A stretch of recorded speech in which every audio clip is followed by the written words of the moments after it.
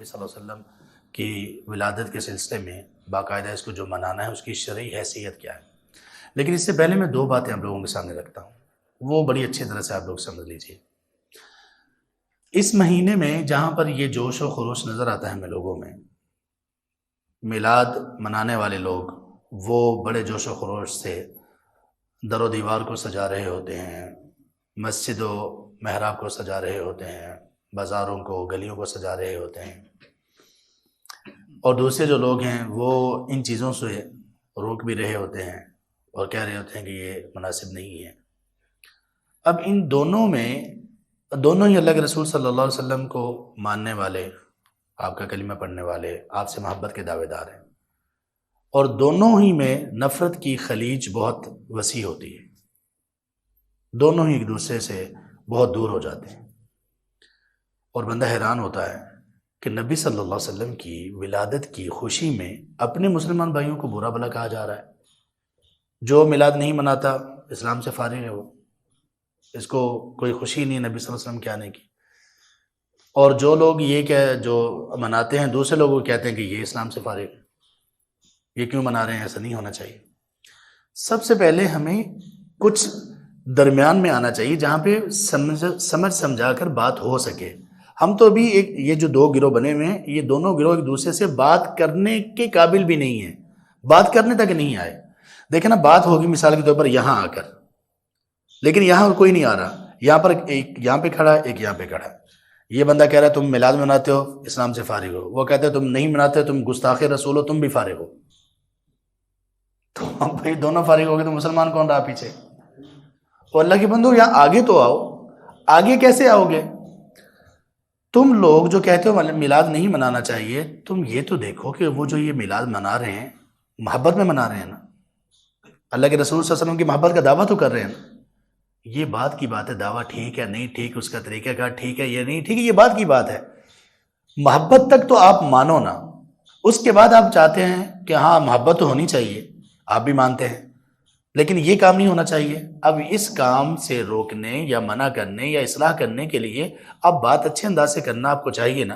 تو پہلے ان کی محبت کو تسلیم کرو گے تو یہ یہاں پر آ جائیں گے. اب یہ جو میلاد منانے والے لوگ ہیں، ان اللہ کے بندوں کو یہ چاہیے کہ تم لوگ اتنا بڑا جو فتویٰ لگا دیتے ہو کہ جو میلاد نہیں مناتا، جو اپنے گھر کو نہیں سجاتا، مسجد کو نہیں سجاتا، وہ گستاخ رسول ہے. یار کوئی تو اللہ کا خوف کرو، یہ رسول کی گستاخی ہو رہی ہے. یہ لوگ جو میلاد نہیں منا رہے، ان کی بات تو سنو نا، یہ کہہ کیا رہے ہیں. اگر آپ کو بات پسند نہ آئے تو آپ ان کو نصیحت کرو، ان کو یہاں تو آنے دو. یہ لوگ میلاد نہیں منا رہے، یہ کہہ یہ رہے ہیں کہ ہمارے ماں باپ رسول پر قربان صلی اللہ علیہ وسلم، ہمیں رسول صلی اللہ علیہ وسلم نے یہ نہیں سکھایا، رسول صلی اللہ علیہ وسلم نے یہ نہیں کیا، ابوبکر عمر عثمان و علی نے یہ نہیں کیا، تمام صحابہ نے، تابعین، تبع تابعین، ائمہ نے یہ نہیں کیا. آپ کہہ رہے ہو گستاخ رسول. سعودیہ کے مفتی اعظم شیخ ابن باز رحمہ اللہ، ایک فتویٰ کے جواب میں یہی ان سے پوچھا گیا کہ جو بندہ میلاد نہیں مناتا کیا وہ رسول سے محبت نہیں رکھتا؟ وہ رو پڑے. کہا تم نے کیسے یہ سمجھ دیا؟ ہم کہتے ہیں میلاد نہیں منانا، تم کہتے ہو کہ ہمیں اللہ کے رسول سے محبت نہیں ہے. تم لوگوں نے یہ کیسے سمجھ لیا؟ بھئی ہم نہیں منا رہے، اس کے پیچھے بات تو دیکھو نا. بات ہی یہ ہے کہ ہمارے رسول نے یہ کام نہیں کیا. تو تم ان لوگوں کو بھی قریب آنے دو. جب آپ قریب آ جاؤ تو اب بات کرو. اب ایک دوسرے سے اب آپ پوچھو ہم میلاد منا رہے ہیں، کوئی مسئلہ تو بتاؤ. آپ ان سے پوچھو کہ بھئی ہم اس وجہ سے نہیں منا رہے، آپ ہمیں کوئی مسئلہ تو بتاؤ. ٹھیک ہے، اب جب قریب آ گئے تو پھر بات کیسے ہو؟ یہ لوگ کہیں گے کہ دیکھیں یہ محبت ہے، یہ اللہ کے رسول صلی اللہ علیہ وسلم سے ہماری جو وابستگی ہے اس کا ذریعہ ہے. دیکھیں اس کی دلیل ہے کہ یہ ہے کہ جب ہمارے گھر میں بچہ پیدا ہوتا ہے تو ہم کتنی خوشیاں مناتے ہیں. تو اللہ کے رسول صلی اللہ علیہ وسلم اس دنیا میں تشریف لائے تو ہمیں خوشی تو منانی چاہیے، ہمیں تو بہت زیادہ خوش ہونا چاہیے اپنے بچوں سے زیادہ. یہ لوگ کہتے ہیں بالکل آپ کی بات ٹھیک ہے، لیکن ہماری بھی سنو.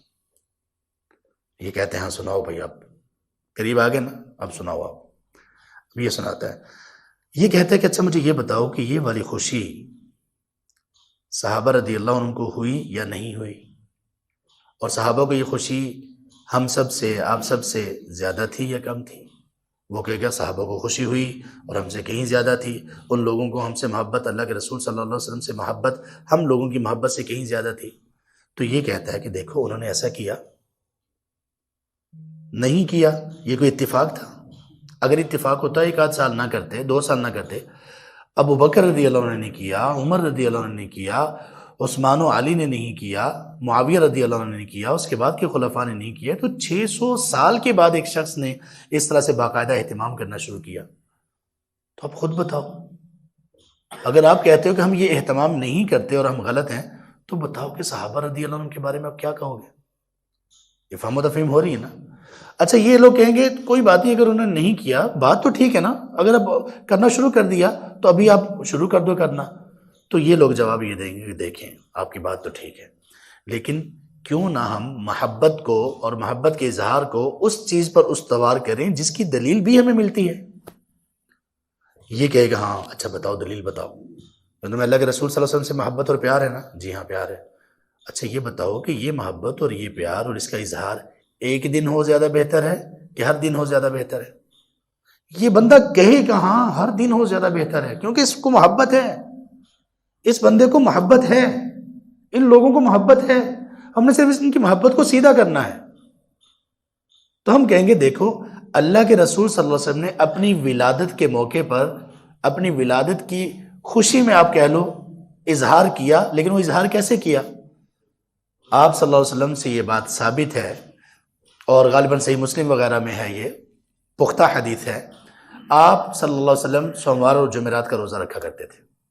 سئل عن صوم یوم الاثنین، آپ سے پوچھا گیا کہ اللہ کے رسول یہ سوموار کا روزہ کیوں رکھتے ہیں؟ آپ نے فرمایا اس لیے کہ ولدت فیہ، اس دن میں پیدا ہوا، وانزل فیہ، اور اسی دن میرے اوپر وحی بھی نازل ہوئی. یہ 2 چیزیں آپ نے بتائیں. اب آپ نے خاص طور پر سوموار کے دن کے بارے میں جو کہا تو اس کا مطلب یہ ہوا کہ آپ نے اپنی ولادت کی خوشی کا اظہار اگر آپ کہہ لو، اس کو آپ نے سال میں ایک دن سے مخصوص نہیں کیا بلکہ ہر ہفتے کے ساتھ اس کو مخصوص کیا. اور اظہار کیسے کیا؟ آپ نے خود یا اپنے صحابہ کو حکم دیا کہ تم لوگ سجو سجاؤ، گلیاں محلے سب سجا دو؟ کہا نہیں، ایسا نہیں کہا. کیا کیا؟ آپ نے روزہ رکھ کر اس کا اظہار کیا. ہر سوموار جمعرات کو آپ روزہ رکھا کرتے تھے. تو میرے بھائی آپ جو سال کے بعد یہ دن مناتے ہو کہ آپ سوموار جمعرات کا روزہ رکھتے ہو، خاص طور پر سوموار کا؟ جی میں رکھتا ہوں. اگر رکھتے ہو تو الحمدللہ بہت اچھی بہترین بات ہے. اگر نہیں رکھتے تو کیا بتاؤ یہ محبت ہے؟ محبت کا یہ طریقہ بہترین ہے. اچھا یہ تو ہفتے کے بعد ہو گیا، باقی ہم رسول اللہ صلی اللہ علیہ وسلم سے محبت کا اظہار کیسے کر سکتے ہیں؟ روز درود زیادہ پڑھ کے، یہ محبت کا اظہار ہے. اور کیسے کر سکتے ہیں؟ سب سے سچا محبت کرنے والا اللہ کے رسول صلی اللہ علیہ وسلم سے وہ شخص ہے جس کے بارے میں اللہ نے کہا سورہ آل عمران میں آیت نمبر 31 میں، قل ان کنتم تحبون اللہ فاتبعونی، اے پیغمبر آپ کہہ دیجئے. اللہ نے سبحان اللہ اپنے رسول کو انوالو کر کے کہا، قل کے بغیر نہیں کہا. اے رسول آپ کہیے کیا؟ ان کنتم تحبون اللہ فاتبعونی یحببکم اللہ، اگر تم اللہ سے محبت کرنا چاہتے ہو تو میری اتباع کرو. اب اتباع کب ہوگی؟ 24/7، ہر وقت، ہر لمحے، دن رات، ہفتے کے سارے دن. اتباع اگر ہم میں نہیں ہے تو پھر خوشی بھی نہیں ہے.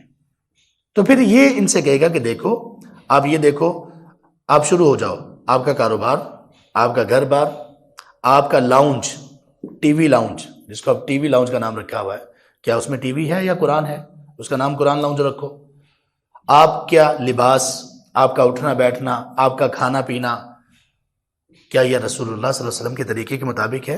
آپ کو رسول اللہ صلی اللہ علیہ وسلم کی زندگی کے بارے میں کتنا پتہ ہے؟ آپ کو رسول اللہ صلی اللہ علیہ وسلم کی احادیث کتنی یاد ہیں؟ آپ نے اپنے بچوں کو کتنا پڑھایا رسول اللہ صلی اللہ علیہ وسلم کے بارے میں؟ آپ رسول اللہ صلی اللہ علیہ وسلم سے کس حد تک محبت میں ان کی باتیں یاد کرتے ہیں اور اس کے بعد لوگوں تک پہنچاتے ہیں؟ یہ ہے محبت. یہ محبت ہی جو صحابہ نے کی، تابعین نے کی، تبع تابعین نے کی، سب لوگوں نے یہی محبت پیش کی. نبی صلی اللہ علیہ وسلم سے محبت کا تقاضا یہ ہے کہ ہم اپنی ہر چیز کو آپ صلی اللہ علیہ وسلم کے مطابق ڈال لیں، کھانا پینا، اٹھنا بیٹھنا، شکل و صورت، سونا جاگنا، تعلقات، دوستی، دشمنی، تلاوت قرآن، نماز، روزہ، حج، زکوٰۃ، تجارت، ہر چیز میں رسول اللہ صلی اللہ علیہ وسلم کے طریقے کے مطابق چلیں۔ اور وہ کیسے ممکن ہے؟ وہ صرف ایسے ممکن ہے کہ جب ہم آپ صلی اللہ علیہ وسلم کے طریقوں کو پڑھیں گے، آپ کی احادیث کا علم حاصل کریں گے۔ اس طرح سے جب ایک دوسرے کو یہ سمجھائیں گے تو انشاءاللہ بڑی اچھی طرح سے بات سمجھ آئے گی اور سالو ہو جائے گی۔ اس سلسلے میں اور بھی کچھ باتیں ہیں، نماز کا وقت ہو گیا، اللہ نے توفیق دی تو انشاءاللہ پھر کبھی کریں گے۔ سبحانک اللہم و بحمدک، اشہد ان لا الہ الا انت، استغفرک و اتوب الیک۔